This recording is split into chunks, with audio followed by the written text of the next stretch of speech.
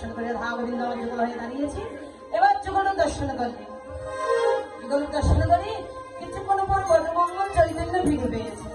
বটমঙ্গল দেখতে পেয়েছে কি পূজার সবকিছু নৈবেদ্য থেকে, এবার বলছো বাইকা নাই, পূজার ধার কিছু আছে আমি নিয়ে নেবো।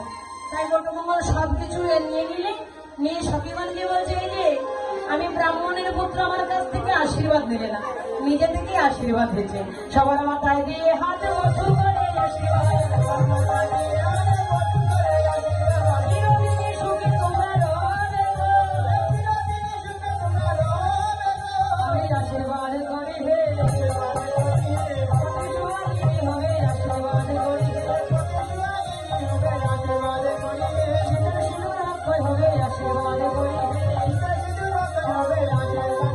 হে, চিরদিনই সুখে তোমরা রবে